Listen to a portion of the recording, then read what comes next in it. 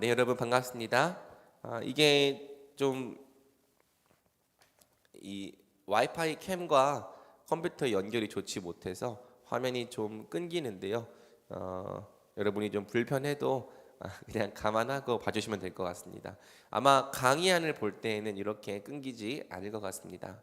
아까 제가 시작 전에도 이제 공지를 했지만 여러분 많이 바쁘고 힘든 기간 중인 거 압니다.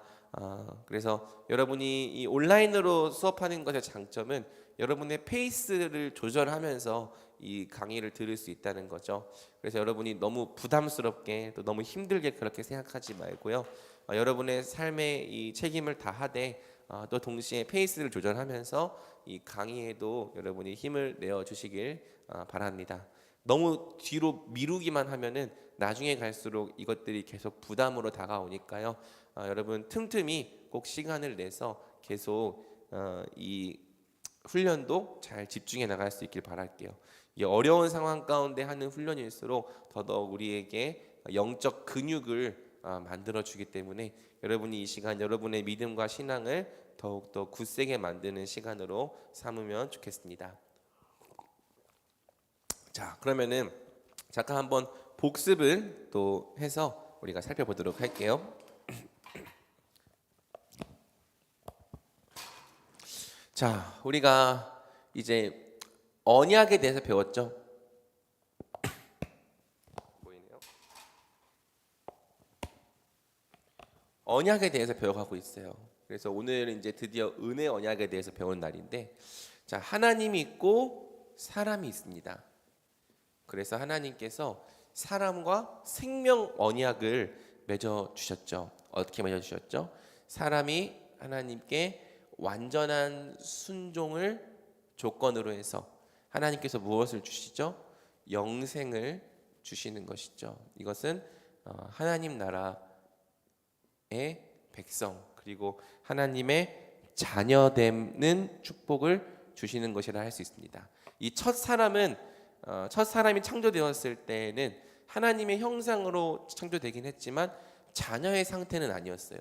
이 자녀의 상태는 사람이 하나님께 순종하는 것으로, 그래서 받게 되는 상급으로서 영생과 하나님 나라와 자녀됨의 축복을 받게 되는 것이죠. 그래서 우리는 이것을 뭐라고 부르냐? 생명 언약 또는 행위 언약이라고 부른다고 했습니다. 자, 그런데 하나님은 사람을 지으실 때 어떻게 지으셨냐면은 기계처럼 짓지 않으셨어요. 그러니까 무조건 순종할 수밖에 없는 그런 기계적인 존재로 짓지 않으시고 자유의지를 허락하셔서 하나님께 순종을 할 수도 있고 또 순종을 하지 않을 수도 있는 존재로 만드셨다는 것이죠.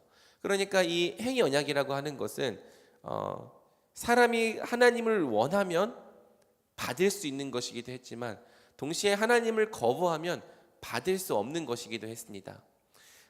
그래서 정말 네가 영생을 얻고 또 하나님 나라에 들어가고 자녀가 되는 축복을 원한다면, 정말 사모한다면 그것을 너의 소망과 또 귀중한 가치로 여긴다면은 이 순종을 통해 이 언약을 지키게 하신 건데요. 아쉽게도 이 뱀의 유혹을 통해서 사람이 이 행위 언약을 지키는 것에 실패하죠. 그러니까 말이 실패지 사실은 자기 발로 걷어찬 거나 마찬가지였다는 거예요. 그래서 우리는 죄가 무엇인지를 배웠죠. 죄가 무엇입니까? 죄는 하나님의 법에 순종하는 것에 있어 부족하거나 아니면 그 법을 어기는 것. 그러니까 하나님의 법에 완전히 순종하지 않는 그 모든 것이 다 죄라는 거예요. 내가 순종했다고 해서 그것이 죄가 아닌 것이 아니라, 만약에 내가 순종을 했다 하더라도 마음과 뜻과 힘을 다해 순종하지 않았다면, 또 하나님께서 요구하시는 그 기준에 맞게 순종하지 않고 부족하게 순종했다면 그것도 역시 죄가 될 수 있다는 것이고요. 온 마음을 다해 순종하지 않은 것 죄다. 그리고 그 법을 어기는 범법 행위도 죄라는 것에 대해서 배웠죠. 그래서 13무는 죄의 본질을 다루고 14무는 첫 조상이 범한 죄가 무엇인지를 다뤘어요. 선악과를 따먹은 것은 단지 과일 하나를 먹은 그 정도의 죄가 아니라 하나님의 주되심을 거부하고 하나님의 법을 고의적으로 어긴 불법이었다라는 것을 배운 것이죠. 그래서 여러분 어떤 일이 일어났죠? 지우개. 이 죄 때문에 사람이 이 행위 언약에서 타락하게 된 거예요. 떨어진 거죠. 이렇게 내려갔어요. 떨어졌어요. 아담과 하와가 인류의 대표라고 했어요. 이것을 머리라고 하죠. 아담과 하와가 하와는 아니고 아담이 인류의 대표였고 하나님은 인류의 머리로서 아담과 언약을 맺으셨기 때문에 아담이 불순종하는 것을 통해 아담 안에서 모든 인류가 이 죄를 지었고 타락하게 된 것입니다. 그래서 이 타락의 결과로 이제 타락의 결과로 죄와 비참이 들어오게 됐는데 이 죄는 두 가지가 있죠. 원죄가 있고 그리고 자범죄가 있습니다. 보이나요? 자범죄가 있습니다. 그래서 원죄는 크게 두 가지로 설명할 수 있다고 했어요. 죄책과 오염. 그런데 소요리 문답은 죄책과 원의의 상실과 부패까지, 전속성의 부패까지 얘기를 하죠. 근데 보통 쉽게 외울 때는 원죄는 죄책과 오염에 대해서 얘기를 한다. 죄책이라고 하는 것은 guilty예요. guilty. 유죄다. 그래서 이 아담이 지은 죄에 대한 책임을 모든 사람이 다 함께 갖고 있고 아담 안에서 함께 죄를 범한 죄로 하나님 앞에 간주되고 있다. 그래서 이게 아담의 죄가 전가되었다라고 얘기를 하는 거죠. 그 다음에 이제 이 원죄에게 있어서 중요한 게 뭐냐면 바로 이거예요. 오염, 전속성의 부패. 그래서 이제 지난주에 제가 이 오염을 좀 실제적인 예를 들어서 설명을 해줬죠. 지식의 오염, 감정의 오염, 그리고 의지의 오염. 우리의 모든 속성이 다 전반적으로 오염됐다. 그래서 기능을 안 하는 것은 아닌데 다 죄의 영향력이 드리워져 있다라는 얘기를 제가 했죠. 제가 이제 이 설명을 하니까 다들 엄청 찔렸던 것 같아요. 그런데 이게 여러분만의 이야기가 아니라 그냥 모든 사람의 자기소개인 거예요. 지식이 오염되어 있어요. 우리가 공부를 그렇게 못하는 이유는 지식이 오염되어 있어서 그런 거죠. 또 감정도 오염되어 있어요. 좋은 것을 좋게 받아들이지 못하고 사랑을 받아도 사랑으로 반응할 줄 모르고 되게 꼬여 있어요. 우리의 이 마음과 감정이. 그래서 이 미움과 분노와 시기와 질투, 이 모든 것들이 우리를 죄하러 이끌어갈 때 우리는 이 감정에 막 이끌려 다니고 이 감정을 잘 제어하지 못하는 이 오염된 감정을 갖고 있기 때문에 사랑하고 싶어도 사랑하지 못하고 대단히 이 힘든 삶을 살아갈 수밖에 없는 거죠. 또 의지도 오염되어 있다고 했죠. 그래서 선을 행하는 것에는 그렇게 힘든데 악을 행하는 것에는 되게 빨라요. 그리고 어떤 죄를 하는 것을 알아도 그것을 돌이키기 싫어하고 자기의 합리화에 빠르죠. 그리고 최대한 이 외면하고 회피하면서 내가 틀렸다라는 걸 인정하려 하지 않는 되게 오염된 의지를 우리가 갖고 있어요. 그래서 이러한 상태에 있기 때문에 뭐가 나온다? 자범죄가 나온다.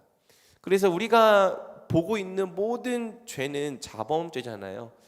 뉴스에 나오는 죄도 자범죄고 또 우리가 짓는 죄도 다 자범죄인데 그래서 우리는 늘 자범죄가 중요하게 보여지고 자범죄가 되게 심각한 문제인 것처럼 여겨지지만 더 근본적인 문제는 뭐라는 거예요? 원죄.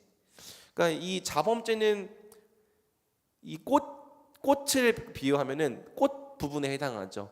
이 땅 위로 드러나 있기 때문에 눈에 더 보이는 부분이지만은 실제로는 이 뿌리에 해당하는 원죄가 더 문제인 거예요. 원죄는 뿌리, 땅 속에 있기 때문에 보이지 않는데 그 뿌리가 썩어 있기 때문에 썩은 꽃과 썩은 열매가 나오게 되는 것이죠. 그래서 실제로 우리가 죄를 용서받는다, 또 구원받는다라고 말할 때는 이 자범죄에서 구원을 받는 것도 중요하지만 뭐에서 구원받는 게 중요한 거예요? 원죄에서 구원받는 게 대단히 중요한 거예요. 그러니까 이 우리의 지식과 감정과 의지가 다 오염되어 있는데 이 원죄의 문제를 해결하지 않고서는 아무리 이 행동을 교정하고 훈련을 하고 뭘 한다고 하더라도 이 마음의 중심이 바뀌질 않으니까 하나님의 법에 순종하며 살아갈 수조차 없게 되는 것이죠. 그래서 여러분, 이제는 좀 여러분의 시각을 바꿔서 원죄가 정말 심각한 문제라는 것을 깨달아야 하는 것입니다. 그리고 사람이 이러한 죄의 상태에 빠졌기 때문에 인생에 비참이 찾아오는데, 비참의 본질이 뭐냐? 하나님과의 교제 상실인 거예요.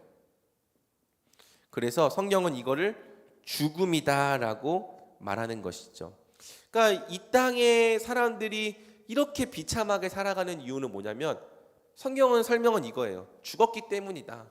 그러니까 우리는 마치 우리가 살아있는 자들이라고 생각해서 되게 뭐 하나님이 공의롭네 안 공의롭네 하나님을 판단하고 그렇게 말하지만, 하나님의 입장에서는 우리가 다 죽은 자인 거예요. 그리고 그분 앞에서 전혀 쓸모가 없는 자고 오히려 하나님의 진노를 불러일으키는 존재. 그러니까 지금 당장 멸망을 받아도 아무 이상할 것이 없는 존재인 것이죠. 근데 하나님께서 사람에게 진노하고 계시는데 이 당장 이 사람을 멸하지 않기로 사람과 언약을 맺으셨습니다. 언제 언약을 맺으셨죠? 노아와 언약을 맺으셨어요. 그래서 내가 다시는 사람을 물로 심판하지 아니하리니 라고 말씀하시면서 그 최후의 심판을 맨 마지막 종말의 때로 미루셨어요.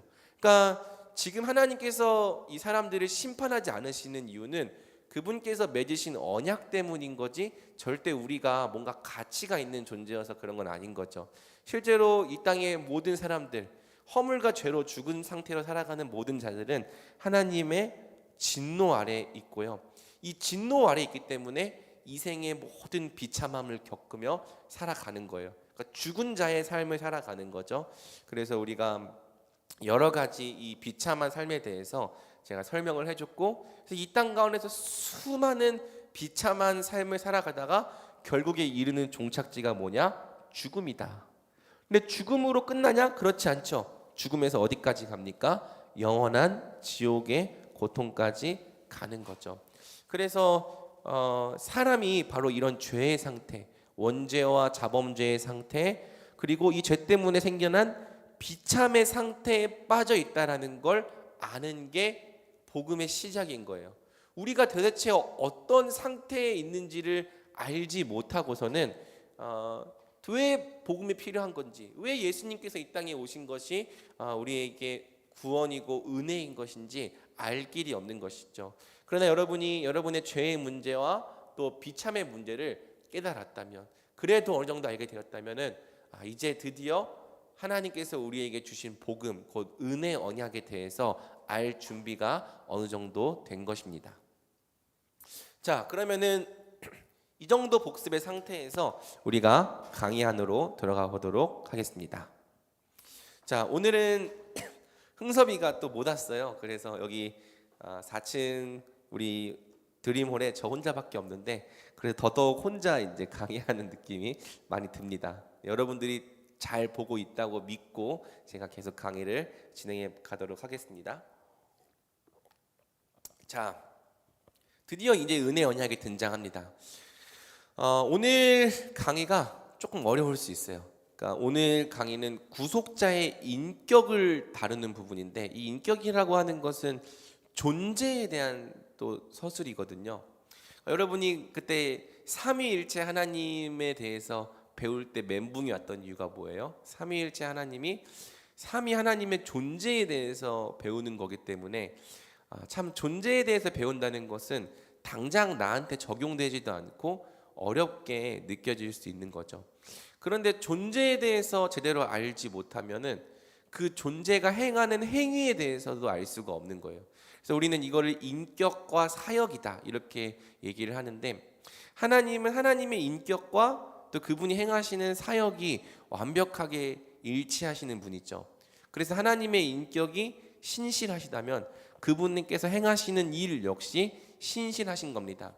마찬가지예요. 예수님께서 왜 우리의 구원자가 되시는지를 알려면 두 가지를 알아야 되거든요. 예수님의 인격과 예수님의 사역. 예수님이 어떤 분이시길래 구속자가 될 수 있는가, 또 예수님이 무엇을 하셨길래 우리의 구원자가 되시는가, 이 두 가지를 알 때 우리는 예수님을 정말 우리의 구원자로 믿을 수 있는 것이죠. 그래서 아마 이제 이 다음 7강부터가 이제 여러분들이 만나는 신세계가 될 거예요. 6강까지가 이제 전반전인 거고 7강부터 12강까지가 이제 우리의 은혜 언약과 관련된, 실제로 우리가 복음으로 받아들이고 믿어야 될 모든 내용들이 여기에 다 들어가 있는 거고요. 그래서 여러분, 이제 이 뒤쪽 부분을 잘하는 게 훨씬 더 중요한 거예요. 이 앞쪽 부분은 뒤쪽을 잘하기 위해서 이 밟아온 전반전 그리고 또 기초였던 것이죠. 그래서 여러분이 이제 오늘부터 들어가는 이 은혜 언약의 내용을 잘 익히고 또 배우는 시간으로 삼으면 좋을 것 같습니다. 자, 죄와 비참함을 해결하기 위한 은혜 언약. 제가 질문하면 여러분들이 답변해 주시는 방식으로 읽어보겠습니다. 하나님은 모든 인류를 죄와 비참함의 상태에서 멸망하도록 내버려 두셨습니까? 자, 읽겠습니다. 시작. 자신의 순전히 선한 기뻐함으로 모든 영혼으로부터 어떤 자들을 영생으로 택하신 하나님은 그들을 죄와 비참함의 상태로 건져내시고 그들을 구속자에 의한 구원의 상태로 이끄시기 위하여 은혜 언약을 맺으셨습니다. 한 번 더 제가 읽어볼게요. 자신의 순전히 선한 기뻐함으로 모든 영혼으로부터 어떤 자들을 영생으로 택하신 하나님. 주어가 좀 긴데 이런 뜻이죠. 영원 전에 이 자신의 기뻐함으로 어떤 자들을 영생으로 택하셨다는 거예요. 근데 그 하나님께서 그 택하신 자들을 죄와 비참함의 상태로부터 건져내시기 원했다는 거죠. 그리고 그 건져내시는 방식이 무엇이냐? 구속자를 통해서. 그래서 구속자를 통해서 구원의 상태로 이끄시기 위해 뭘 맺으셨다? 은혜 언약을 맺으셨다라는 것이 이 신문의 설명입니다. 우리 하나하나 살펴보도록 하겠습니다. 이 신문은 이렇게 묻죠. 모든 인류를 멸망하도록 내버려 두셨는가? 아까 복습했던 내용이에요. 그래서 지금 모든 인류가 다 죄와 비참의 상태에 빠져 있고 하나님의 진노 아래에 있고 이 생에서 비참함을 겪고 지금 영적으로 죽었을 뿐만 아니라 육체적으로도 죽고 또 영원한 지옥에 가기에 합당한 상태가 되었는데 모든 인류를 죄와 비참의 상태에서 멸망하도록 내버려 두셨는지를 이 신문은 묻는 것입니다. 그래서 여러분, 이게 이제 질문의 의도를 좀 잘 알아야 되는데요. 지금 하나님에 대해서 물어보고 있어요.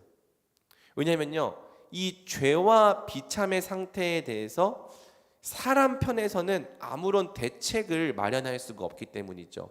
그래서 사람 편에서는 아무런 대책도 마련할 수 없기 때문에 과연 하나님은 이들을 그냥 내버려 두셨는가?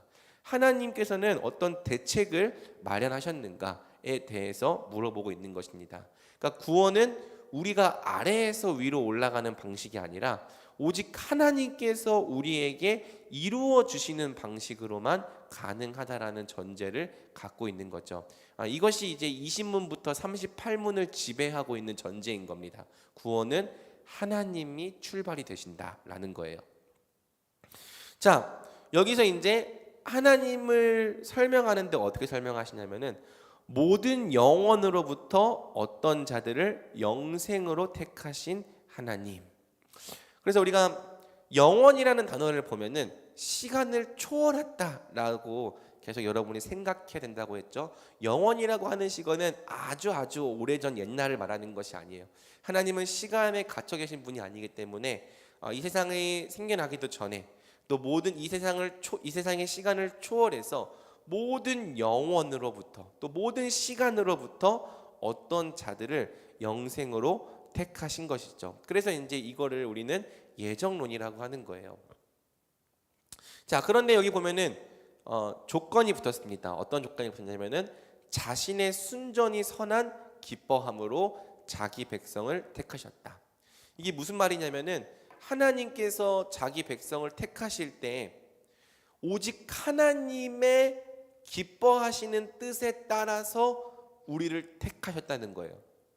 이게 무슨 말이냐면은 하나님께서 어떤 자들을 택하실 때 하나님이 그렇게 하시도록 영향을 미친 존재나 어떤 사람이 없다는 것이죠.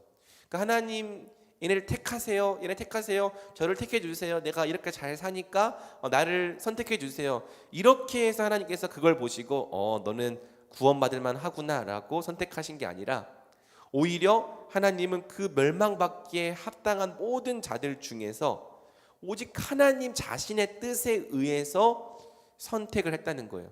그런데 그 뜻이 어떤 건지 우리가 잘 모르죠. 하나님께서 어떻게 이 사람들을 선택하셨는가, 어떤 기준으로 선택하셨는가 잘 몰라요. 그래서 우리 입장에서는 이거를 무조건적인 선택이라고 하는 거예요.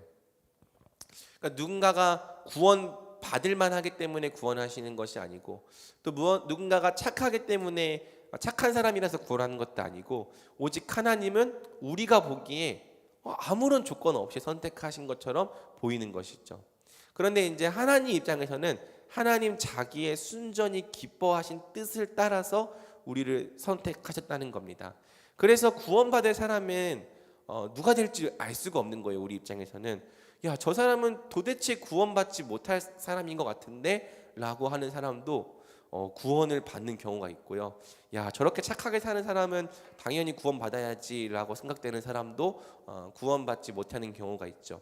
그러니까 여러분이 이 예정론을 이해할 때 사람을 중립적인 존재로 이해한 다음에 하나님께서 누구는 택하시고 누구는 버리신다, 이렇게 이해하면은 오해가 생긴다고 했어요. 지금 사람이 어떤 상태다? 이제 우리는 죄와 타락에 대해서 배웠죠. 지금 누구나 다 버림받아야 마땅할 사람인 거예요. 누구나 다 버림받아야 될 마땅한 사람들이고 구원받을 만한 가치가 진짜 하나도 없는 사람인데, 그럼에도 불구하고 이 죽은 사람들 중에서 하나님께서 몇 사람을 자기의 기뻐하시는 뜻을 따라 건져내시기로 결정을 하셨다는 거죠. 그래서 손양원 목사님, 여러분 아실지 모르겠는데 손양원 목사님의 그 아들들을 공산주의 청년들이 죽였어요. 그런데 손양원 목사님이 그 자기 아들들을 죽인 공산주의 청년들을 어떻게 했는지 아세요? 용서할 뿐만 아니라 자기 아들로 삼았어요. 양자로. 그래서 이 손양원 목사님의 아들을 죽인 두 공산주의 청년들이 나중에 회개하고 또 아버지를 이어서 목사님이 되죠. 그러니까 사실 이 손양원 목사님의 입장에서 이 공산주의 청년들, 자기 아들들을 죽인 공산주의 청년들을 용서할 이유도 없을 뿐더러 자기 아들로 삼을 이유는 더더욱 없거든요. 그런데 손양원 목사님이 자기의 기쁘신 뜻을 따라서 자기 아들을 죽인 그 공산주의 청년들을 용서할 뿐만 아니라 자기의 양자로 삼으신 거죠. 그러니까 사실은 죽어야 마땅하고 심판받아야 마땅하고 처벌받아야 마땅한 그 공산주의 청년들을 이 손양원 목사님이 용서할 뿐만 아니라 이 자기 아들로 삼으신 것에 대해서 우리는 뭐라고 말할 수가 없는 거예요. 그러면 왜 다른 청년들은 아들로 삼지 않았느냐, 이렇게 말할 수가 없다는 것이죠. 오히려 다 심판받고 다 죽어야 될 사람들인데 그럼에도 불구하고 하나님께서 용서하실 뿐만 아니라 아들 삼기로 결정하셨구나. 정말 하나님은 사랑과 긍휼이 무한하고 풍성하신 분이구나. 우리는 예정론을 이렇게 이해해야 하는 것입니다. 그래서 웨스터민스터 신앙고백 3장은 이걸 좀 더 풀어서 이렇게 설명합니다. 순전히 하나님의 자유로운 은혜와 사랑으로 인해서. 그래서 우리가 택함 받은 것, 또 우리가 구원을 받아서 예수 그리스도의 이름을 부르게 된 모든 출처 그리고 근원에는 우리를 구원하시겠다고 결정하신 하나님의 자유로운 뜻이 있었다. 그 은혜와 값없는 사랑이 있었다. 우리는 이렇게 이해해야 되는 거지, 절대 내가 뭔가 구원받을 만하기 때문에 구원받았다라고 생각해서는 안 되는 것이죠. 그래서 이것은 또 한편으로는 우리에게 주어진 구원이 안전할 수 있는 근거도 되는 것입니다. 자, 그 택한 자들을 하나님은 어떻게 구원하시는가? 이제 이게 3번이죠. 한번 읽어볼까요? 시작. 구속자에 의한 구원의 상태로 이끄시기 위하여 은혜 언약을 맺으셨다. 그러니까 구원의 상태로 이끄시는 게 목적이에요. 그런데 그 구원의 상태로 이끄시기 위한 방법이 뭐냐면 구속자에 의해서 이 은혜 언약이 이루어지게 하신 것이죠. 봅시다. 구속자, 자, 리디머, 그리고 히브리어로는 고엘.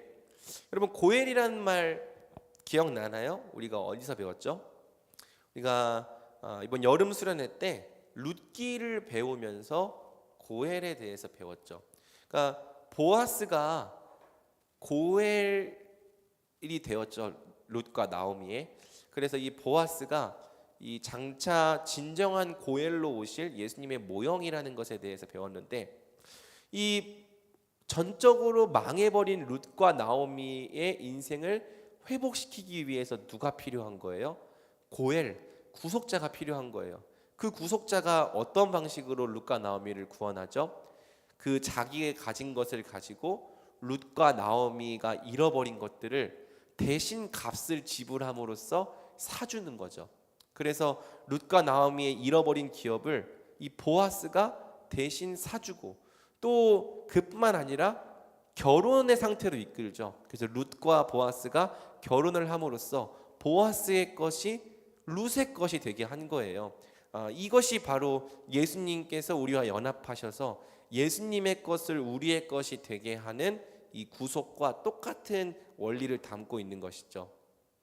그래서 구속자가 필요하다는 게 은혜 언약의 본질이죠. 그러니까 하나님께서 우리에게 구원을 주시기 위한 방식이 뭐냐? 구속자를 통해서. 구속자를 통해서. 그래서 이거를 다른 말로 표현하면은 중보자라고도 할 수 있겠죠. 지금 보면은 이 사람이 지금 여기에 떨어졌잖아요. 타락해서. 그래서 이 하나님과 사람 사이를 중보하는 중보자, 그리고 구속자를 통해서 구원하시겠다라고 하나님께서 정하셨다는 겁니다. 자, 전적 무능과 부패의 상태에 있는 사람은 자기 자신을 스스로 구원할 능력이 없다. 그래서 타락한 사람은 스스로 행위 언약에 의해 생명을 얻을 수 없게 되었다. 나중에 이 완전한 순종이 율법으로 계시가 되거든요. 그러니까 지금 보면은 이게 율법으로 계시가 되는 거예요.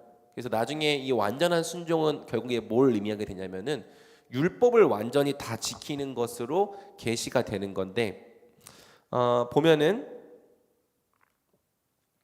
이 갈라디아서 3장 10절에서 12절을 보면은 무릇 율법 행위에 속한 자들은 저주 아래 있나니 기록된 바 누구든지 율법책에 기록된 대로 모든 일을 항상 행하지 아니하는 자는 저주 아래에 있는 자라 하였습니다.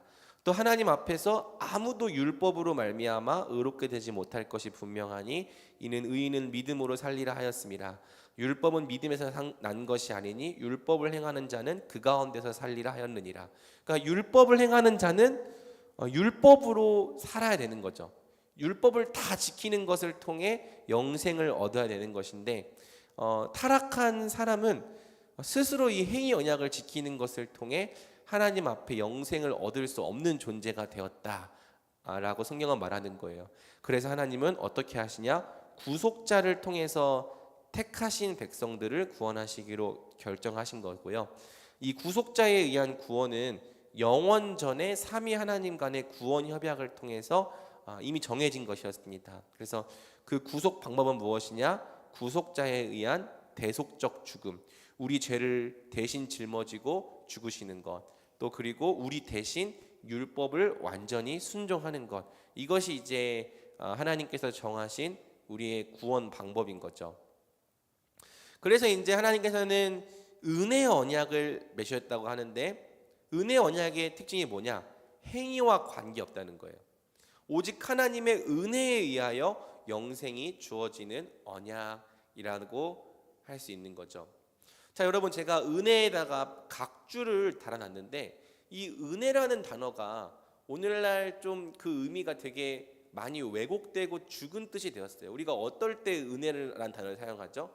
뭔가 나에게 어떤 감정적인 임프레션이 있었을 때, 어떤 감동이 있었을 때 우리는 마치 그 감정의 움직임을 은혜라는 단어로 이제 이해해서 사용하는데, 은혜라는 단어는 그런 뜻이 아닙니다. 한번 읽어볼까요? 은혜, 받을 자격이 없는 자에게 값없이 베푸시는 하나님의 호의. 그러니까 은혜는 내가 무슨 감정을 느꼈냐가 아니라 그것과 완전히 관계가 없어요. 은혜는 하나님께서 베푸시는 호의를 뜻하는 거예요. 그런데 어쩔 때 하나님의 호의가 은혜가 되는가? 받을 자격이 없는 자에게. 그러니까 받을 자격이 없는데 그럼에도 불구하고 값없이 주시는 호의가 바로 은혜라는 거죠. 로마서 4장 4절을 보면은, 그래서 은혜가 아닌 것에 대해서 설명을 하고 있는데, 일하는 자에게는 그 삭시 은혜로 여겨지지 아니하고 보수로 여겨진다. 그러니까 은혜의 반대말은 보수인 거예요. 보수. 내가 뭘 했기 때문에 하나님이 주시는 것은 은혜가 아니라 보수인 거예요. 그런데 은혜는 무엇이냐? 받을 자격이 없는데 그럼에도 불구하고 하나님께서 우리를 사랑하시기 때문에 값없이 베푸시는 호의인 거죠. 그러니까 우리가 참 은혜라는 단어를 사용할 때 이렇게 값없이 주신다라는 의미로 사용하지 않고 뭔가 하나님께서 나에게 주시는 보수처럼 생각할 때가 많거든요. 내가 무슨 섬김을 했기 때문에, 내가 뭐 얼마나 며칠간 기도를 했기 때문에 은혜를 베푸셨다. 근데 사실 그 은혜라는 단어의 용례와 맞지 않은 거예요. 보수를 주셨다라고 해야죠. 그런데 하나님은 우리에게 무언가를 보수로 주시는 분이 아니고요. 보수로서 하나님께 무언가를 받을 수 있는 사람들은 아무도 없죠. 그러니까 은혜라고 하는 것은 값없이 주신다. 우리 편에서 지불하는 값이 없다라는 의미를 갖고 있는 겁니다. 그런 의미에서 행위 언약과 구분이 되는 거죠. 행위 언약은 값이 있었거든요. 어떤 값? 완전한 순종이라는 값. 물론 그 값이 영생을 얻을 만하기에 합당한 값은 아니지만은 그럼에도 불구하고 하나님은 조건으로 이 순종을 거신 거예요. 그런데 이 은혜 언약에는 완전한 순종이라는 그런 값이 없습니다. 오직 하나님께서 값없이 주신다라는 특징이 있는 것이죠. 자, 이 웨스트민스터 신앙 고백서에 있는 은혜 언약을 우리가 읽고 배우는 게 도움이 됩니다. 우리 한번 같이 읽어볼까요? 사람이 타락함으로 스스로 그 언약에 의해 생명을 얻을 수 없게 되었는데 주께서는 그 기쁘신 뜻대로 은혜 언약이란 칭하는 둘째 언약을 맺어주셨다. 여기서 하나님은 죄인들에게 예수 그리스도에 의한 생명과 구원을 값없이 제공하셨고 그들이 구원 얻도록 그를 믿을 것을 그들에게 요구하셨으며 영생으로 정해진 모든 사람에게 성령을 주어 그들로 하여금 믿기를 원할 뿐만 아니라 믿을 수 있게 하기를 약속하셨다. 자, 여기서 말하는 그 언약은 행위 언약이죠. 생명 언약. 그래서 그 행위 언약과 생명 언약을 통해 생명을 얻을 수 없게 되니까 하나님은 또 그 기쁘신 뜻대로, 그 기쁘신 뜻이라는 것은 하나님께서 그분의 자유로운 의지로 우리에게 은혜 언약이라는 둘째 언약을 맺어 주셨다는 거죠. 그러니까 사실 하나님께서 우리에게 은혜 언약을 맺어 주실 이유가 하나도 없는 거예요. 그런데 하나님께서 원하시기 때문에, 하나님께서 은혜 베풀기 원하시기 때문에 생명 언약에 실패한 우리에게 은혜 언약이라고 칭하는 둘째 언약을 맺어 주신 거죠. 여기서 하나님은 죄인들에게 뭘 제공하십니까? 예수 그리스도에 의한 생명과 구원을 값없이 제공하신다. 그런데 그것을 얻는 도구는 정하셨어요. 뭐죠? 믿음이에요. 믿음. 믿을 것을 그들에게 요구하셨는데 뒤에 특이한 표현이 나옵니다. 영생으로 정해진 모든 사람에게 성령을 주셔서 그들로 하여금 믿기를 원할 뿐만 아니라 믿을 수 있게 하기를 약속하셨다. 그러니까 믿을 것을 요구하셨는데 동시에 그 하나님께서 어떻게 하시는 거예요? 택한 자들에게 성령을 주셔서 믿기를 원하는 마음도 주시는 거고 또 믿을 수 있게 하시겠다라고 보증도 하신 거죠. 그러니까 실제로 우리가 믿기 원해서 믿게 되지만은 실제로는 그 모든 것이 다 하나님의 은혜를 기반하고 있는 것이고 그래서 구원과 믿음이 다 선물이라고 우리는 그렇게 얘기하는 겁니다. 그래서 둘째 언약을 맺으셨다.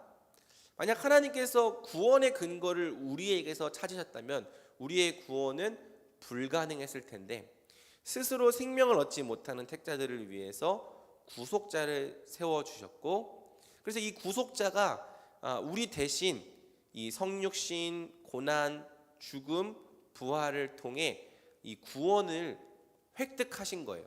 그래서 이거를 객관적 구원이라고 복음의 기초를 하면서 배웠죠. 그러니까 이 구속자가 우리 대신 이 땅에 오셔서 삶을 사는 것으로 생명과 구원을 우리 대신 얻으신 거죠.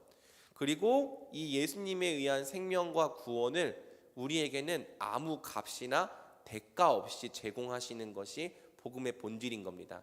그러니까 이것을 다 예수님께서 얻으셨는데, 네가 이거 얻고 싶으면 앞으로 40일 동안 금식하고 한 10년간 이 교회에 한 달에 100만 원씩 바치면 구원받는다, 이렇게 말씀하신 게 아니라 예수님께서 얻으신 그 구원을 아무 값이나 대가 없이 제공하신다는 거죠. 그리고 영생으로 정해진 모든 사람에게 성령을 주셔서 그들로 하여금 믿기를 원할 뿐 아니라 믿을 수 있게 하기를 약속하셨다. 그래서 성경에서는 죄인들에게 믿으라는 요구를 많이 해요. 믿어라, 믿음으로 반응해라. 그런데 동시에 성령을 통해서 믿기를 원하고 믿을 수 있게 하시겠다고 약속하신 것이죠. 자, 이 부분에 대해서는 우리가 이제 구원론을 다루면서 더 자세하게 배우게 될 것입니다. 29문부터 36문이 구원론인데, 진짜 여기가 이 교리의 꽃이라고 할 수 있어요. 그러니까 이 구원론에 대한 내용을 여러분들이 분명히 알아야 이 복음을 붙잡고 살아갈 수가 있거든요. 그래서 여러분이 이 부분에 대해서도 계속 배워갈 것을 기대하면 좋을 것 같습니다.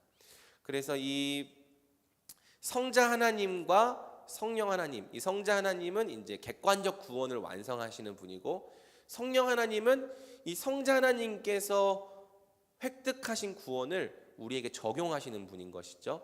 그래서 20문부터 28문은 성자 하나님께서 어떻게 구원을 획득하셨는가를 배우는 거고, 성령 하나님 이 29문부터 36문까지는 이 성령 하나님께서 우리에게 구원을 어떻게 적용하시는가를 배우는 거죠.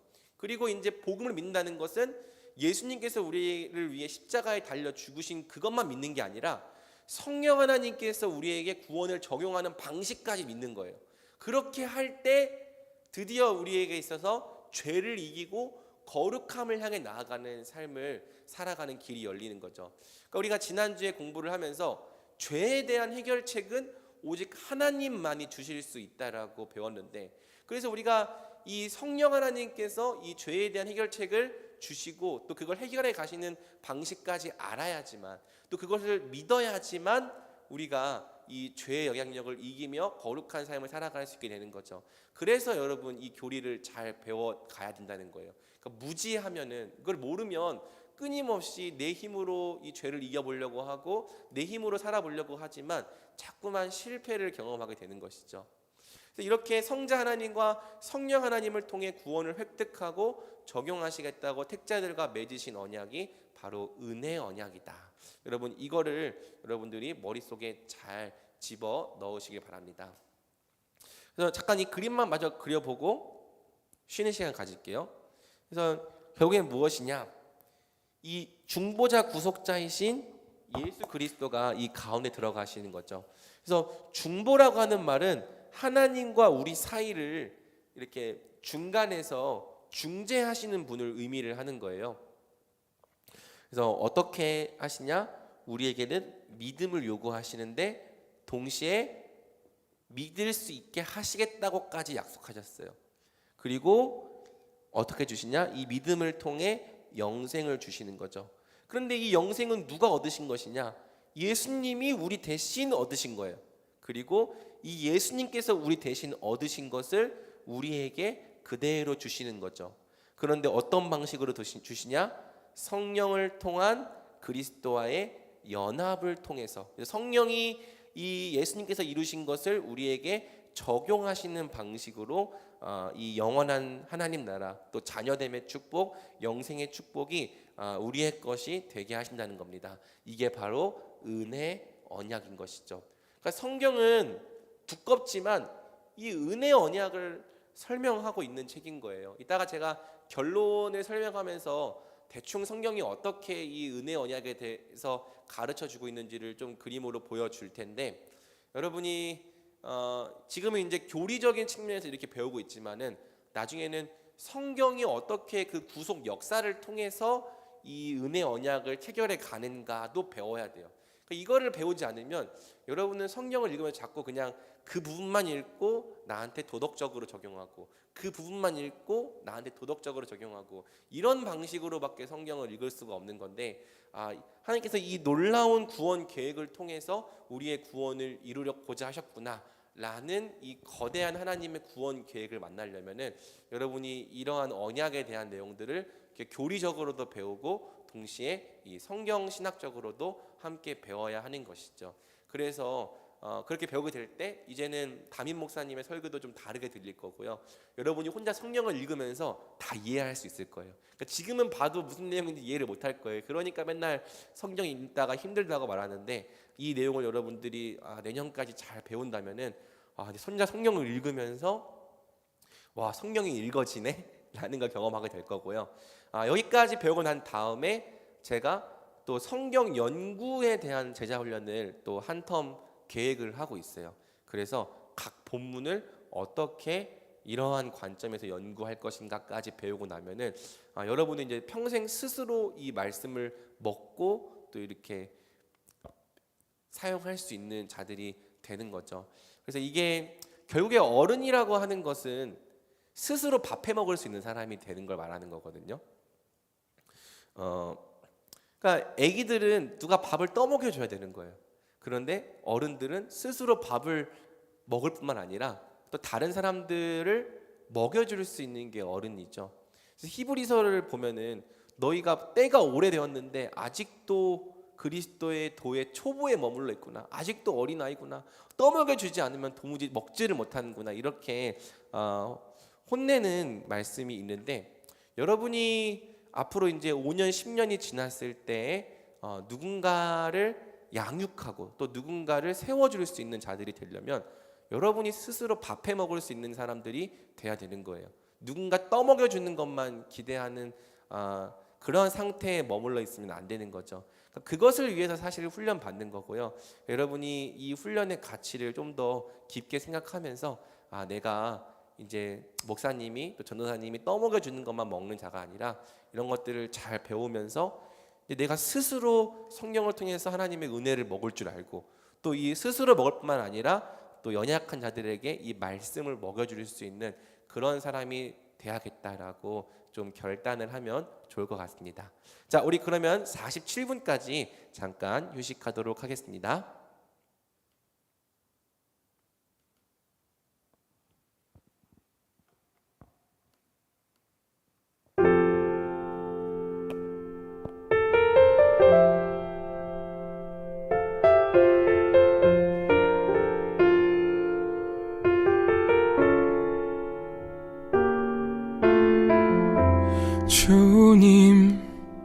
주님의 생각 속에서 나를 잊으십니까?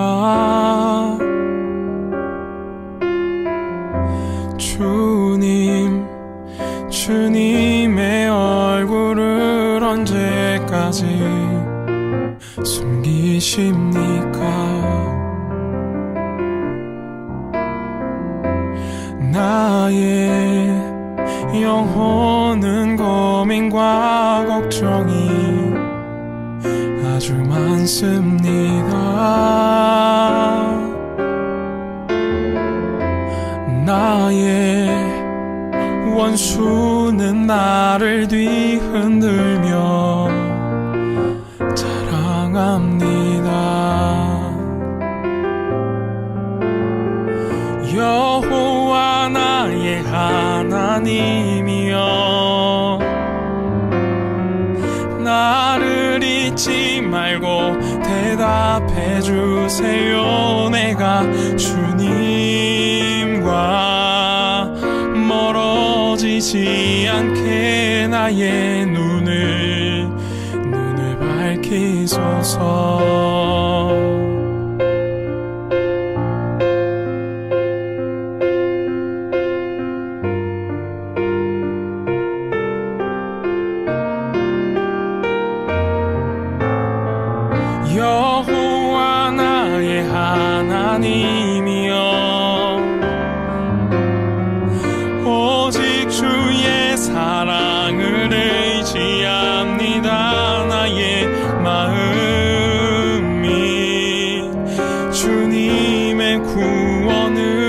기뻐하니 나를 밝히소서.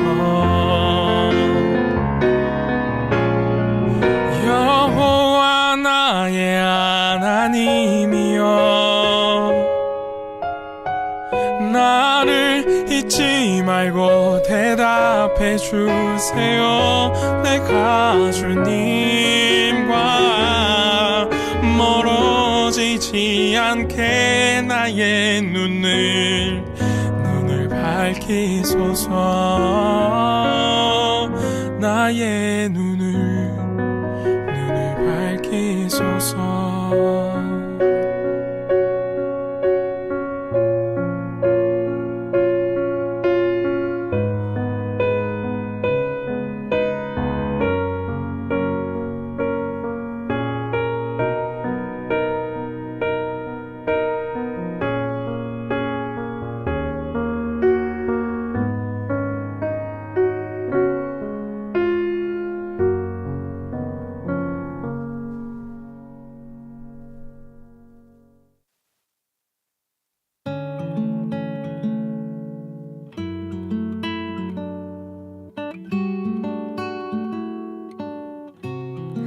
주님을 닮아가는 것, 그의 형상대로 우릴 지으신 사랑의 비밀, 주님을 기억해 하시려 주님을 따라가는 것, 나의 계획과 생각들 모두 주님 앞에 내려놓고 나갑니다. 주 안에서 내 모습 속에서 주님 얼굴 나타나길 원합니다.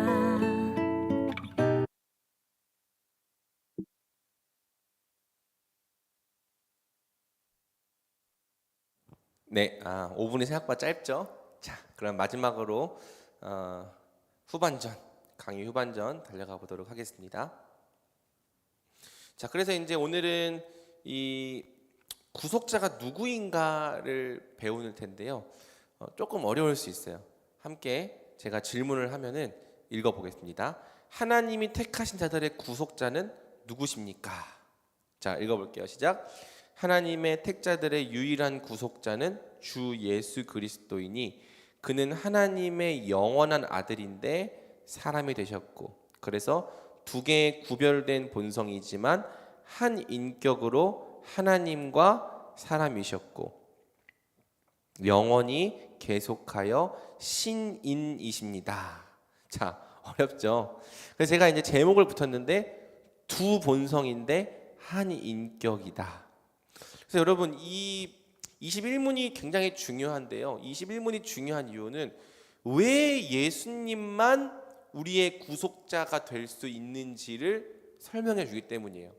그러니까 세상에 많은 종교들이 있어요. 불교도 있고 또 이슬람교도 있고 힌두교도 있고 많은 종교들이 있는데 다 자기들의 종교에 구원이 있다라고 주장을 합니다. 그런데 이 21문이 갖고 있는 의의가 뭐냐면은 왜 기독교만이 유일한 구원의 길이 될 수 있는가를 보여주고 가르쳐주는 문항인 거예요. 즉, 왜 예수님만 유일한 구속자가 될 수 있는가를 가르쳐주는 부분이라는 거죠. 자, 한번 보겠습니다. 택자들의 유일한 구속자는 주 예수 그리스도시다. 그래서 예수님만이 택자들의 유일한 구속자시다. 그래서 요한복음 14장 6절을 보면은 내가 곧 길이요 진리요 생명이니 나로 말미암지 않고는 아버지께로 올 자가 없느니라 라고 얘기를 하는데, 만약에 우리가 그냥 밑도 끝도 없이 예수님만이 유일한 구속자시다라고 말하면 다른 종교 사람들이 되게 기분 나쁘겠죠. 왜 우리 석가모니도 유일한 구속자일 수 있지 않냐? 왜 니네만 유일한 구속자라고 말하느냐? 이렇게 이제 불만을 가질 수 있는데, 우리가 그래서 밑도 끝도 없이 예수님만 구원자야 이렇게 말하는 게 아니라 왜 그분만이 유일한 구속자가 될 수밖에 없는지에 대해서 분명히 알아야 하는 거예요. 그래서 아까도 말했지만 두 가지를 알아야 되는데 인격과 사역을 알아야 되죠. 그래서 인격은 그분의 존재에 대해서 말하는 거고요. 사역은 그분이 뭘 하셨는지에 대해 말하는 건데 특이하게도 상태에 대해서까지 말합니다. 인격 그리고 사역, 상태. 그리고 이 상태가 중요한 이유는 뭐냐면은 이게 사도신경의 고백과 관련이 있어서 그래요. 그러니까 여러분이 사도신경으로 우리 주 예수 그리스도를 믿사오니 이는 성령으로 잉태하사 동정녀 마리아가 해서 고백을 하잖아요. 그런데 그 고백이 무슨 고백이냐면은 예수님의 낮아지심과 높아지심에 대한 고백인 거죠.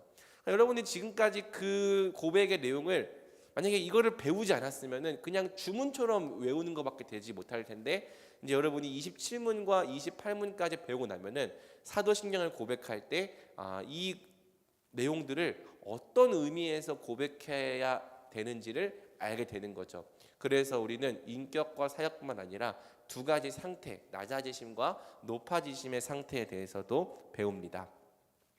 자, 그래서 오늘은 인격에 대해서 배웠는데 그는 하나님의 영원한 아들인데 사람이 되셨다. 이제 이렇게 시작되는 거죠. 예수님은 하나님의 영원한 아들이다. 자, 영원이라는 게 무슨 뜻이라고 했죠? 아주 오래전 어떤 시점이 아니라 시간을 초월했다는 뜻이라고 했어요. 그래서 예수님은 성부로부터 영원히 낳으신 아들인 거죠.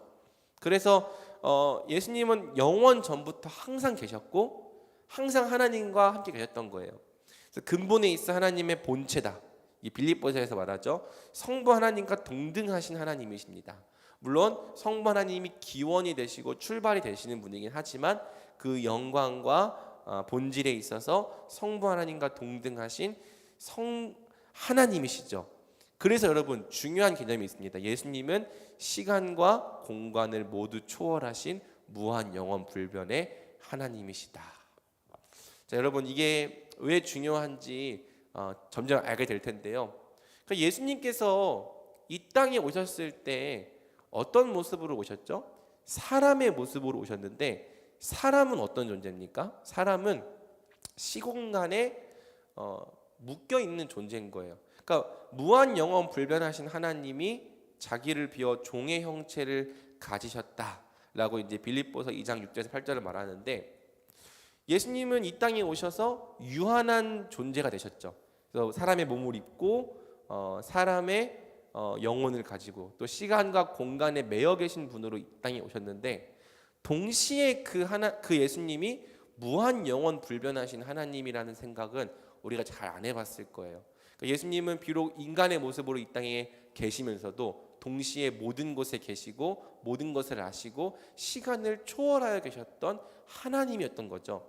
그래서 이제 만약에 이거를 우리가 제대로 알지 못하면은 성육신을 어떻게 이해하냐면은 마치 하나님이신 것을 포기하고 사람이 된 것처럼 생각을 하는 거예요. 이거를 케노시스 이단이라고 하는데 예수님 하나님의 아들이 사람이 되실 때 하나님인 걸 포기하고 그러니까 하나님의 어떤 속성들을 좀 버린 다음에 거기에 이제 인간의 어떤 본질을 집어넣으셨다. 그래서 원래 예수님이 무한 영원 불변하신 하나님이지만 이런 것들을 좀 포기하고 유한한 존재가 되셨다. 이렇게 이해를 하는데 그게 잘못된 이해라는 거죠. 자, 그래서 우리는 이제 여기에서 두 개의 구별된 본성이지만 한 인격이신 예수님에 대해서 배울 텐데 이것이 또 이해하기 어려운 신비입니다. 그래서 이게 이제 칼케돈 공예라고 초대교회 한 400년 연도가 정확히 기억이 안 나는데 400년도쯤에 이 엄청난 초대교회의 논쟁 이슈였어요. 예수님이 어떤 분이신가에 대해서 논쟁했었는데 칼케돈 공예를 통해서 예수님의 이 존재가 확정이 됐죠. 그래서 두 개의 구별된 본성이지만 한 인격으로서 하나님과 사람이시다. 그리고 이제 우리 기독교뿐만 아니라 로마 카톨릭도 지금 이제 이 교리에 대해서 믿고 있죠. 그럼 제가 그림을 그려볼게요. 맨날 제가 그림을 그리는데 그림이 중요합니다. 제가 그리면 여러분도 항상 여러분의 그 교재 같이 그려요. 예수님이 어떤 분이시냐면은 예수님이라고 하는 이 한 인격 또는 한 위격이죠. 위격에 신성. 그래서 예수님은 원래 하나님이셨는데 동시에 어떻게 하신 겁니까? 여기에 인성을 취하신 것. 그래서 한 인격 그리고 신성과 인성을 동시에 가지신 분. 여기 인성에는 영혼과 육체가 포함이 되죠.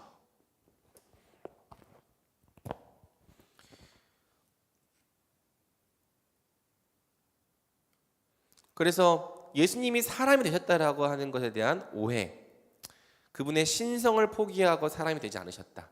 그러니까 신성을 버리고 사람이 되신 게 아니다. 그리고 신성과 인성이 합쳐져서 제3의 존재가 되지 않으셨다. 또 신의 인격과 사람의 인격 두 인격으로 계시지 않는다. 여기 나와 있네요. 칼케돈신경 451년. 그래서 이것을 예수님은 혼합 없이 변화 없이 분할 없이 분리 없이 두 개의 구별된 본성이시면서 한 인격이신 하나님이시다. 이제 이렇게 칼케돈신경에서 정의를 했죠. 보세요. 그러니까 예수님은 사람이 되실 때 이 신성을 버리고 사람이 되신 게 아니라는 거예요. 그리고 또 어떤 거냐? 이 신성과 인성이 합쳐져 가지고 짬뽕이 된 것도 아니라는 거죠. 그러니까 예를 들어서 우리가 그냥 물이랑 간장을 서로 섞으면 어떻게 되죠? 이 간장물이 되겠죠. 검은색도 아니고 투명색도 아닌 뭔가 이 좀 탁한 색이 되는 그런 식으로 이 신성과 인성이 섞인 것도 아니라는 거예요. 그리고 두 개의 구별된 인격으로 계시는 것도 아닙니다. 그러니까 하나님이신 예수님의 인격과 사람인 예수님의 인격이 있어서 예수님 안에 두 개의 인격이 있는 것도 아니라는 거예요. 그래서 예수님은 이 인격은 하나다. 예수님이라고 하는 이 헤드는 하나인데 신성, 신의 본질과 인간의 본질을 동시에 지니신 분이다. 이제 이렇게 이해해야 되는 거죠. 그리고 이제 오늘날에는 자유주의가 들어왔는데 이 자유주의의 특징이 뭐냐면은 신화라는 게 있어요. 그러니까 신이 된다는 뜻인데, 그러니까 우리는 하나님이신 예수님이 사람이 되시는 걸로 이해를 하잖아요. 근데 자유주의는 어떻게 이해하냐면은 사람이신 예수님이 하나님을 알아감으로써 하나님이 된다. 이렇게 이해하는 거예요. 이거를 상승 기독론이라고 합니다. 그럼 반대로 우리가 믿는 기독론은 하강 기독론이겠죠. 하나님이신 예수님이 사람이 되시는 거니까 하강 기독론인데, 이 자유주의를 비롯한 수많은 진보 기독교가 믿는 게 뭐냐면은 상승 기독론을 믿어요. 그러니까 예수님은 원래 사람이신데 하나님에 대해서 교제하고 알아가고 또 하나님에 대한 어떤 그 본질을 가까이 함으로써 점점 하나님이 되어간 존재라고 믿는 거예요.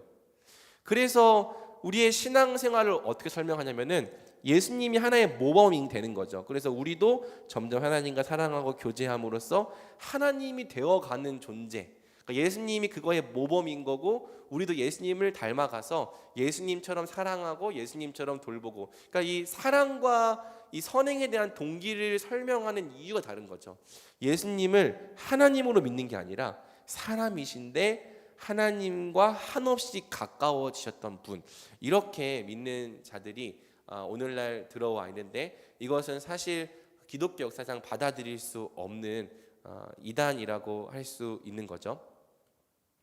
자, 아무튼 이러한 내용들이 여러분들이 있다는 걸 좀 알아둬야 돼요. 왜냐하면은 이단들이 이러한 내용들을 가지고 공격을 하기 때문에 여러분이 잘 모르고 배우면은 그런가 하고 혹할 수 있기 때문에 예수님은 이렇게 신성과 인성 한 인격으로 갖고 계시는데 이거 서로 섞이지 않는다. 그리고 두 개의 인격으로 갖고 계신 게 아니라 예수님이라고 하는 한 인격의 신성과 인성을 동시에 가지신 분이다. 근데 이것이 서로 직접적으로 교통하지는 않는다. 다만 예수님이라고 하는 인격을 통해서 간접적으로 교통한다. 이제 이렇게 좀 이해를 할 필요가 있는 거죠.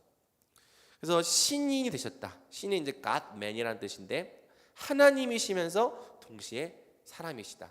그래서 우리가 찬송가 보면은 참 하나님, 참 사람이라는 단어가 자주 나오는데 이게 예수님의 인격을 설명하는 가장 적절한 표현이죠. 그분은 참 하나님이다.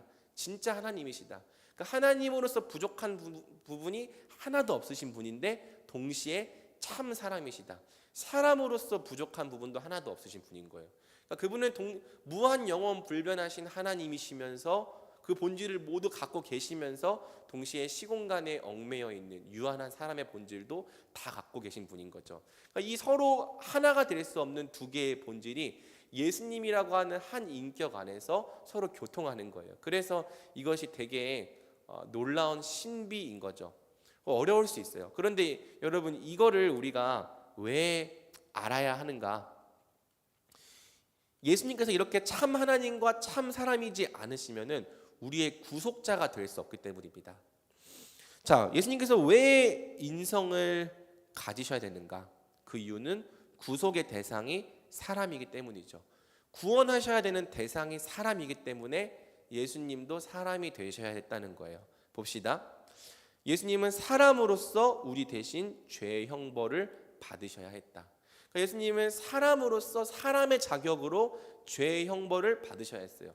하나님으로서 하나님의 자격으로 죄의 형벌을 받을 수가 없는 거예요. 그래서 사람으로서 우리 대신 죄의 형벌을 받으셔야 했고요.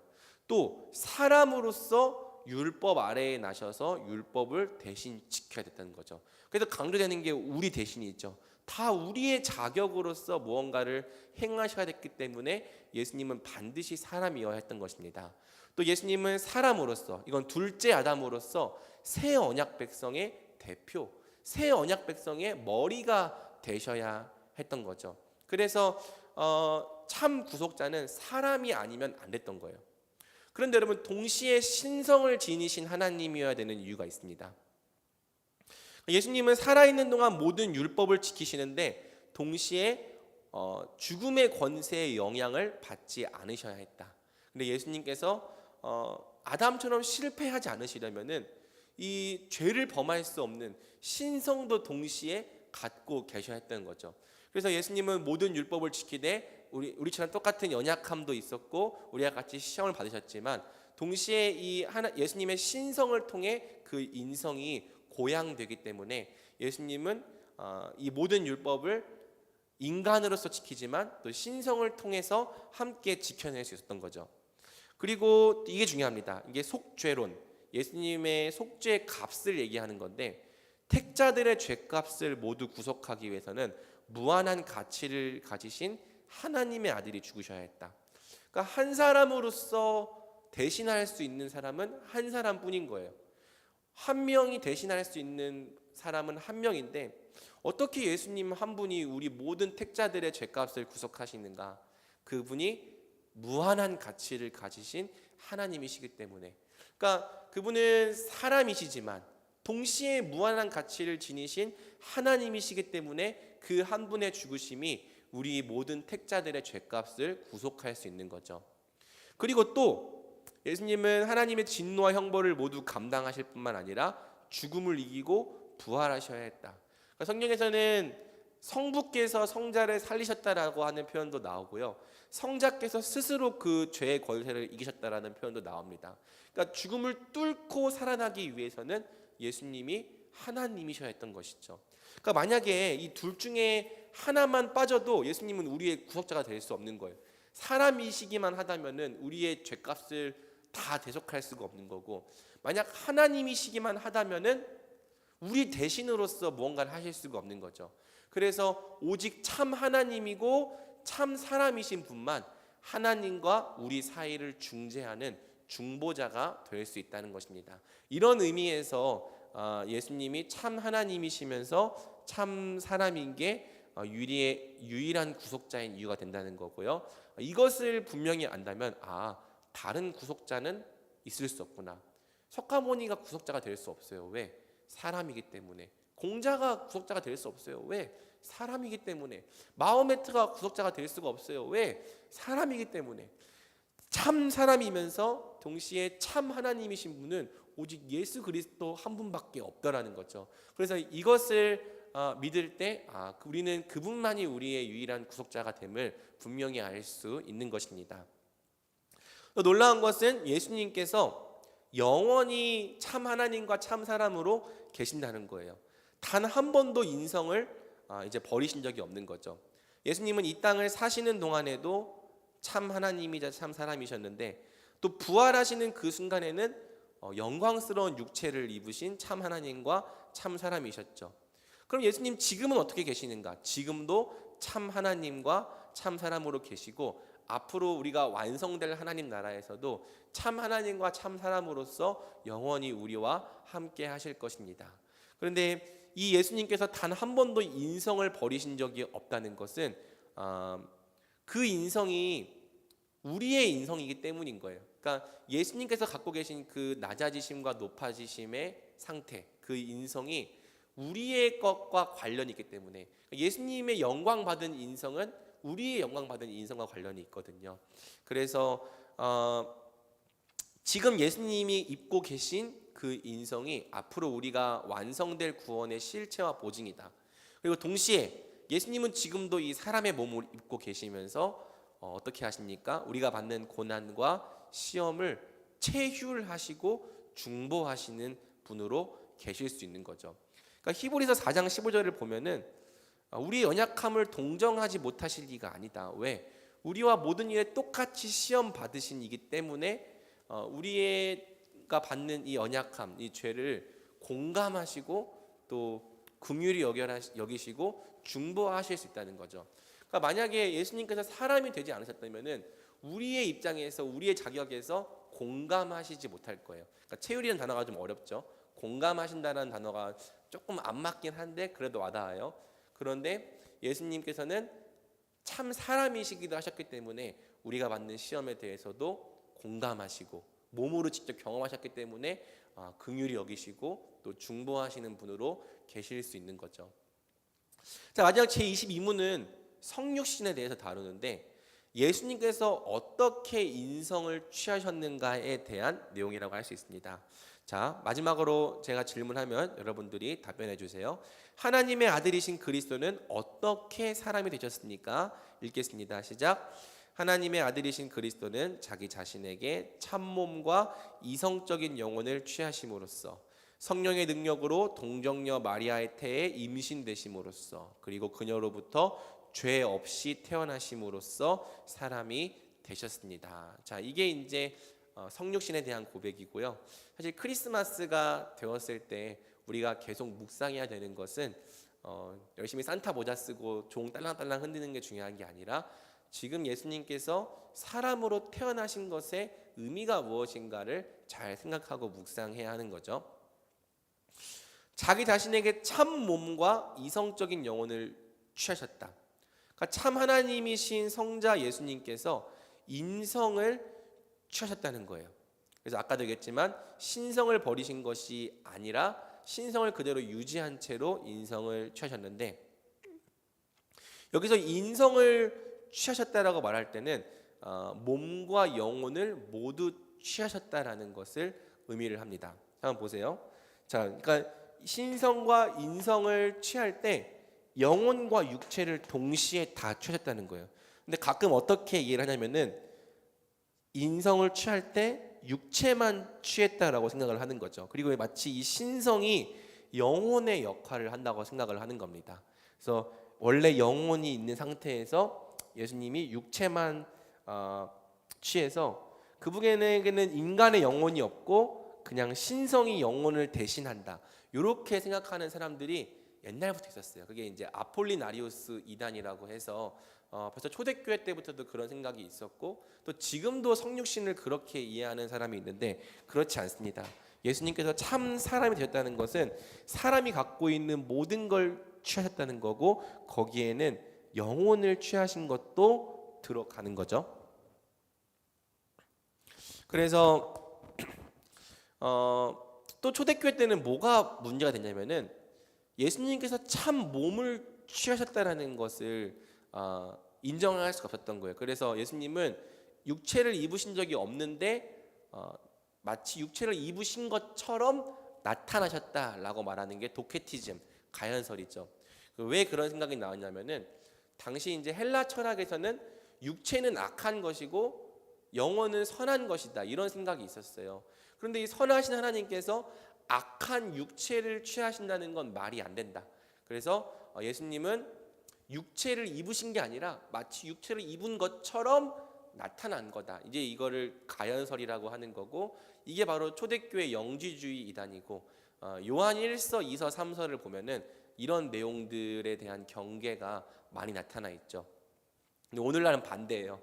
오늘날에는 사람으로 나셨는데 그 사람이신 예수님이 마치 신성을 취해 가셨다, 이렇게 얘기를 하는 사람들이 많고요. 그래서 이런 말 혹시 들어본 적이 있을지 모르겠는데, 예수님이 애기였을 때는 자기가 하나님인지 몰랐다는 거예요. 그런데 세례 요한에게 세례를 받는 그 순간 자기가 하나님이라는 걸 깨달았다, 뭐 이렇게 말하는 사람들도 있고요. 실제 그런 일이 이루어져 가지고 막 교회가 막 두 개로 쪼개지고 분란이 일어나는 일도 있었습니다. 여러분 좀 분명히 알면 좋을 것 같아요. 그래서 몸뿐만 아니라 영혼을 취하셨다. 그래서 인성을 취하실 때 사람의 영혼도 함께 취하신 거고요. 그래서 예수님이 느끼는 고민, 그리고 외로움, 또 예수님이 눈물도 흘리시죠.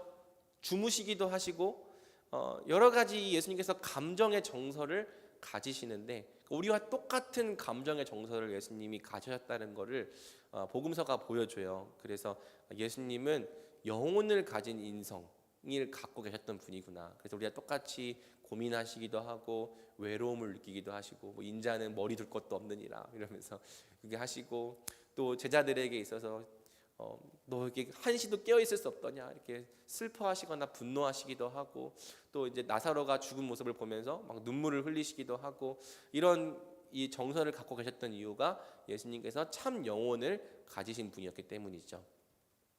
그래서 이제 그 참 몸과 참 영혼을 취하시는 방식이 뭐였냐면 바로 동정녀 마리아의 태에 임신되는 방법이었다는 겁니다.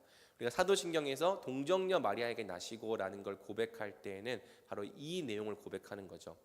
성령의 잉태되심이 왜 중요하냐? 원죄를 이어받지 않는 방식이었던 거예요. 그러니까 보통의 출생, 엄마 아빠의 생육법, 또 성관계를 통해서 태어나는 모든 사람은요, 아담의 원죄를 이어받을 수밖에 없는 거죠. 그리고 태어날 때부터 죄인이라면, 그래서 원죄의 죄체를 갖고 있다면은 다른 죄인들의 구속자가 될 수가 없는 거예요. 왜? 죄가 있으면 자기 죄 때문에 죽어야 하지 다른 죄인들의 형벌을 대신 받을 수가 없는 거죠. 그래서 성령으로 잉태되시는 것은 아담의 원죄를 이어받지 않기 위해서, 죄가 없는 상태로 나시기 위한 방법이었구나라고 여러분이 이해를 해야 되는 겁니다. 그리고 예수님은 동시에 나실 때 이 마리아로부터 그 인성을 취하셨죠. 그러니까 단지 이제 마리아는 인큐베이터 역할만 하신 게 아니라 또 예수님이 인성을 취하신 통로가 되기도 했다는 거예요. 그래서 인성을 마리아에게서 가져오셨다. 우리와 동일 본질의 인성을 취하시기 위함이었죠. 그러니까 예수님이 거룩하신 분이기 때문에 어디 하늘에서 만들어진 아주 완벽한 인성을 가지고 태어난 게 아니라 마리아가 갖고 오셨던 똑같은 그 망가진 형태의 인성을 그대로 갖고 태어나셨다는 거예요. 이는 우리의 위치에서, 우리의 자격으로 우리를 구원하시기 위함이었죠. 하지만 이제 마리아로부터 인성을 취하실 때 마리아의 죄성이 예수님께 전달되지는 않았다.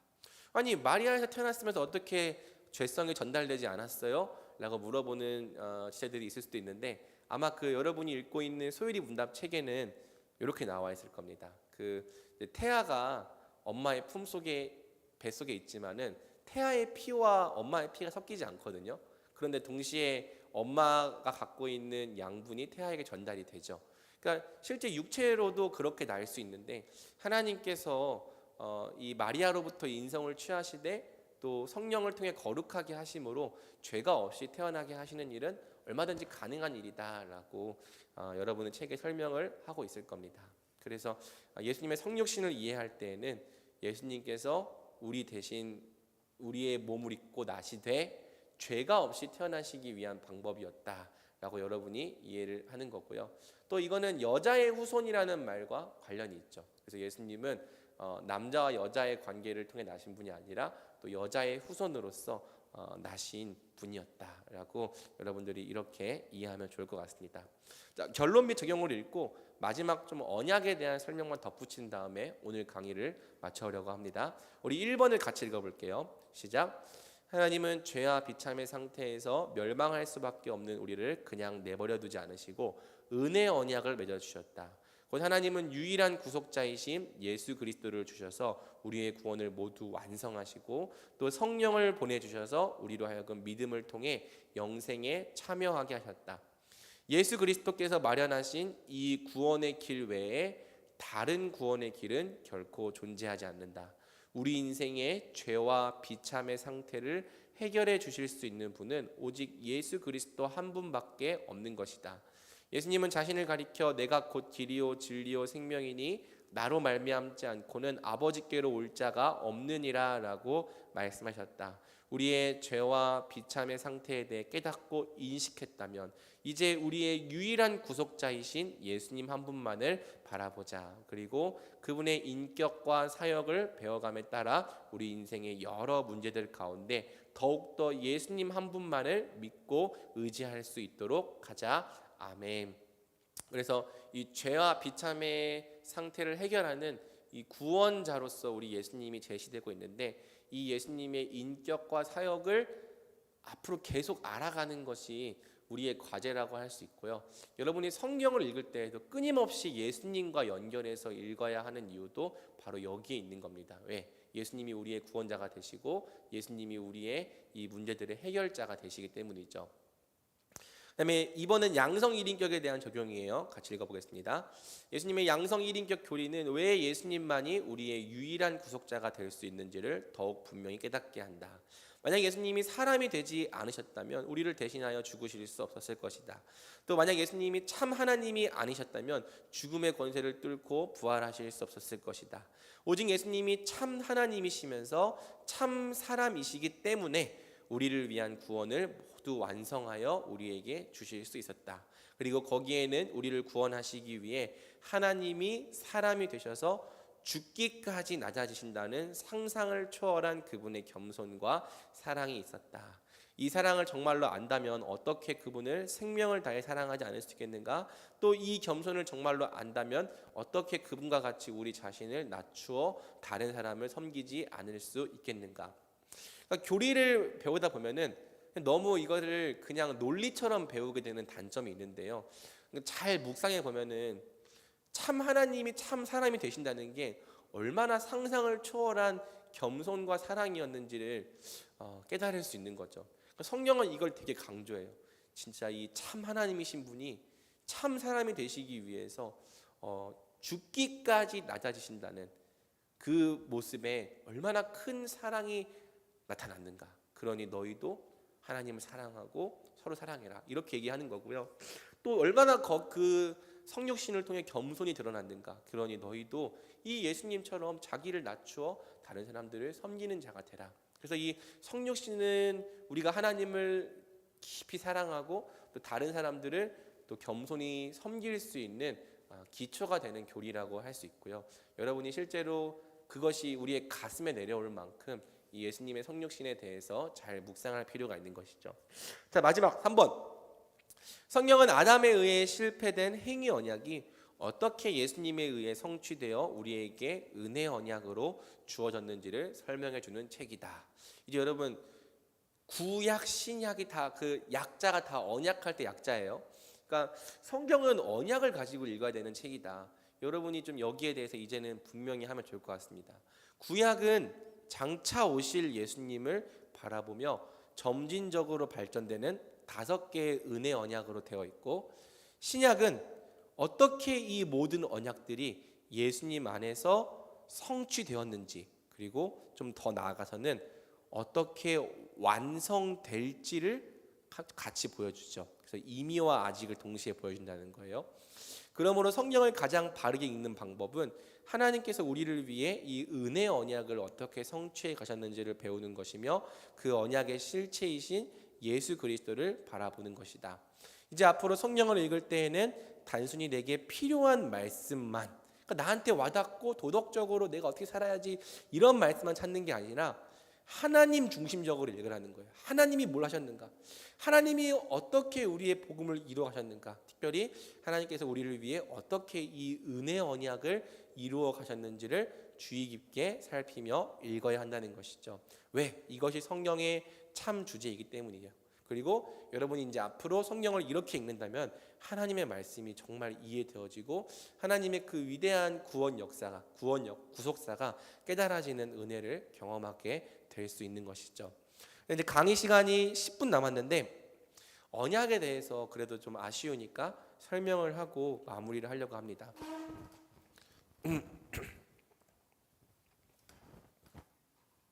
10분 안에 설명을 해야 되니까 되게 간단하게만 해야겠죠.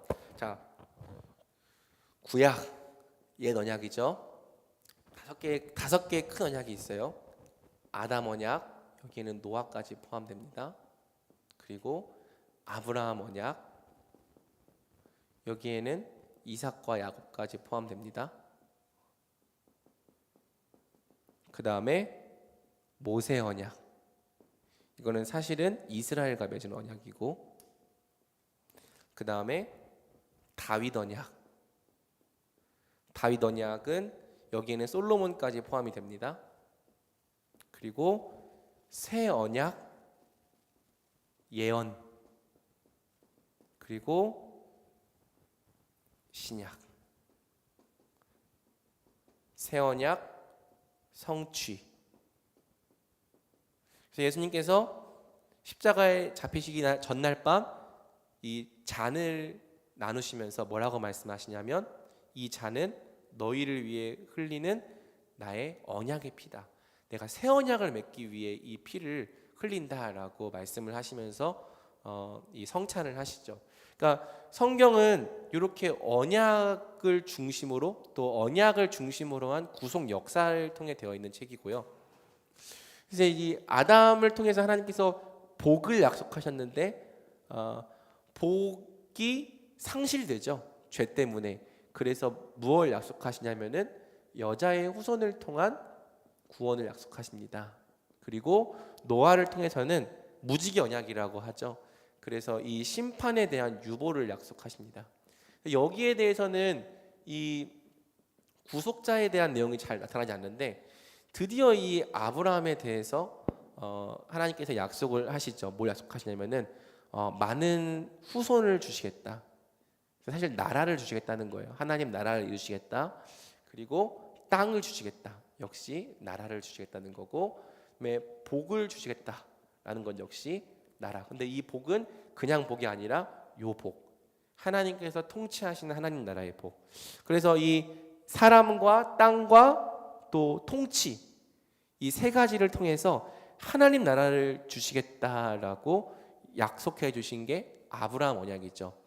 그리고 이 아브라함이 22장에서 이삭을 바칠 때 하나님께서 뭐라고 말씀하시냐면은 그때 약속을 조금 더 분명하게 가르쳐 주시는데 내 씨를 통해서 천하 만민이 복을 받을 것이다 라고 얘기를 하죠.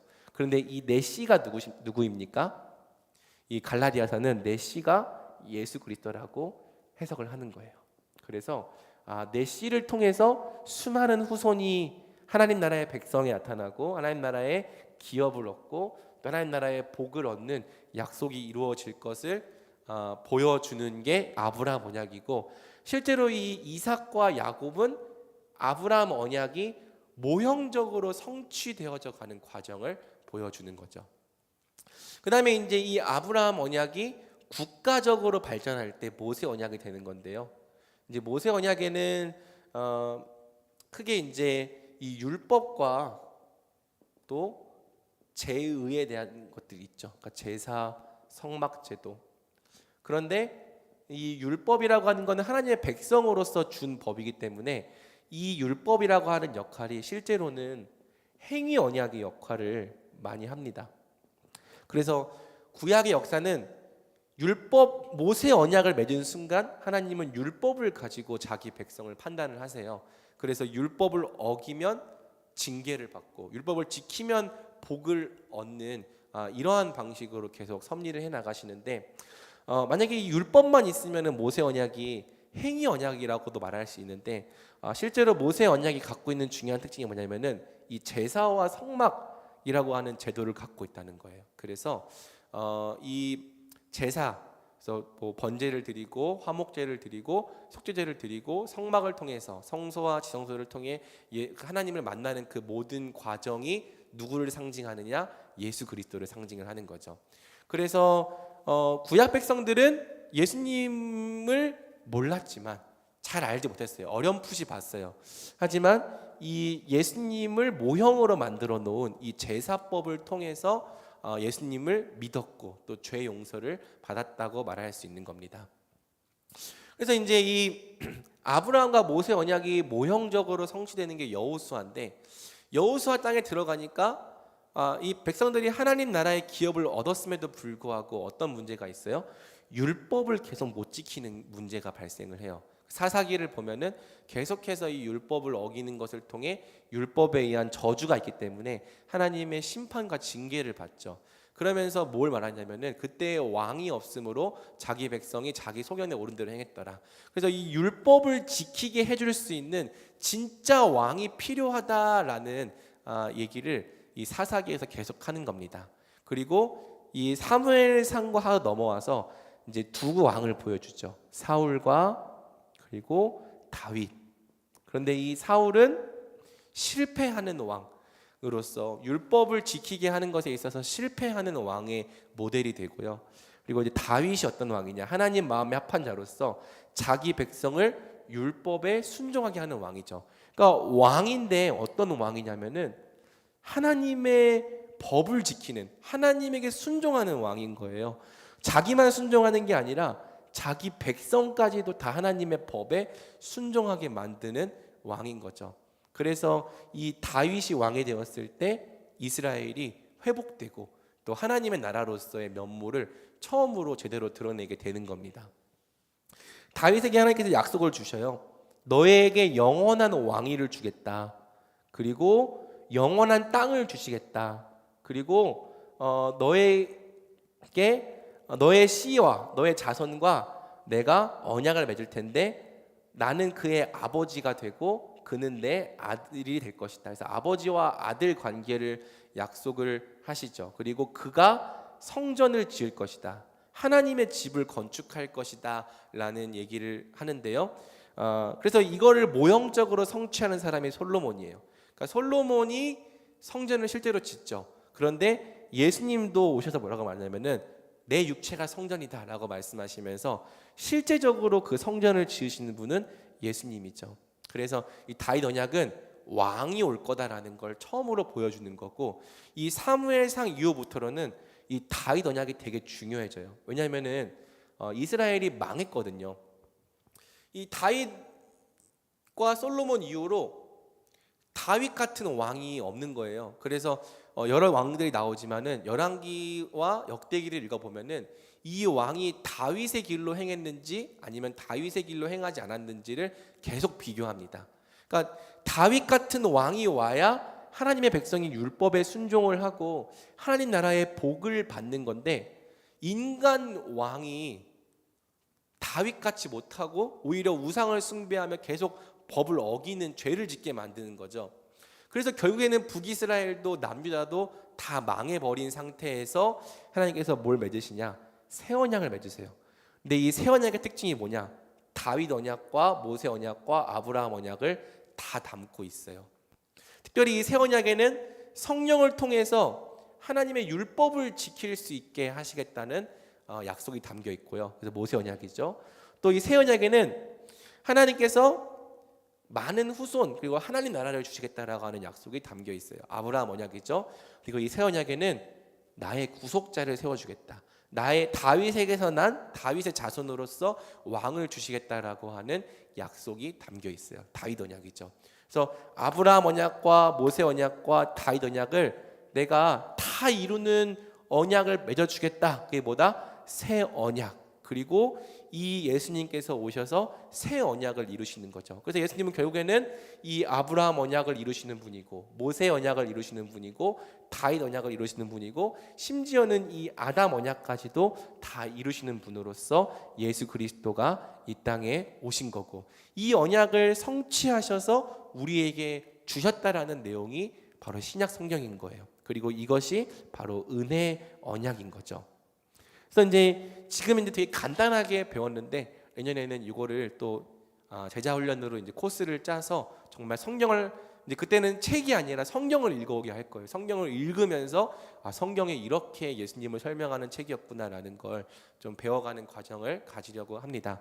그래서 지금 여러분이 이만큼 배웠어도 굉장히 많이 배운 거예요. 여러분 이거 살면서 배워본 적이 있어요? 없을 수도 있을 거예요. 물론 제가 왔을 때 담임 목사님이 설명 많이 해주시는 것 같거든요.